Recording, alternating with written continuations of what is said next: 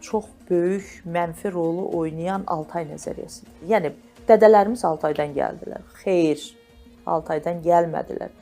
Əslində eramızdan əvvəl müxtəlif mərhələlərlə qərbdən, xüsusilə Xəzər ətrafından Avropoid əhali gəldi. Nədənsə qıyıq göz deyəndə o dəqiqə türklər göz önünə gəlir. Xeyr, türklərin cəmi 10% qıyıq gözdür.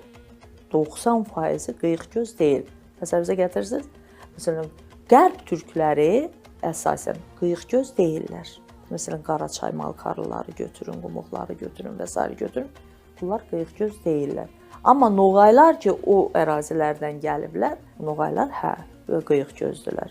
Bizim özümüzdə də sonraki o Qızılorda dönəmi, qarışıqlar filan, təbii ki, bu ola bilər. Amma bir də qeyd edirəm, türklərin cəmi 10% qıyıq gözdür. Xakas alimi, amma Sovet arxeoloqu kimi qəbul olunan, özü də türkçü deyildi, Leonid Qızılasov arxeoloq məşhur.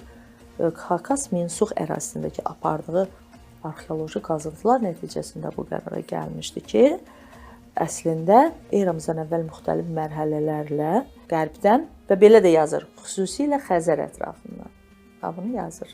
Xüsusilə Xəzər ətrafından Avropoid əhali Xakas Minsuq çökəkliyinə gəldi və burada nə yazır? Deyir ki, onlar bizə, yəni Xakas Minsuq ərazisinə təsəvvürünüzə gəlir, atçılığı, toxumu və iri buynuzlu qaramalı gətirdilər. O vaxta qədər deyir, yerli əhali bitki kökləri ilə çaylardan tutduqları balıq və meşələrdəki ağrı pətəklərindəki balla qidalanırdılar. Yəni tamamilə Altay nəzəriyyəsini alt-üst eləyir, eləmi?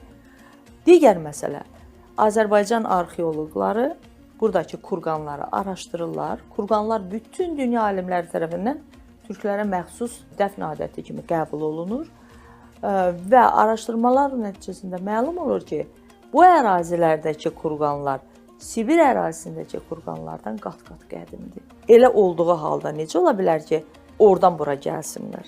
Müxtəlif mərhələlərlə eramızdan əvvəl bu ərazilərdən köçüb Avropoid türklər orada qarışıblar və sonradan eramızın 5-ci əsrində Hunların tərkibində Hunlarla bərabər gəliblər.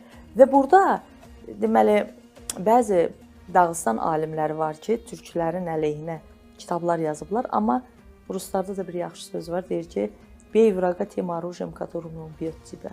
Düşməni səni vurduğu silahla vur. Və onlar o kitablarında çox maraqlı faktlar verirlər məni kimisinə məsələn. Deyir ki, Hunların önündə əvvəllər Kimerlər adlandırılan Utiqurlar və Kutrilər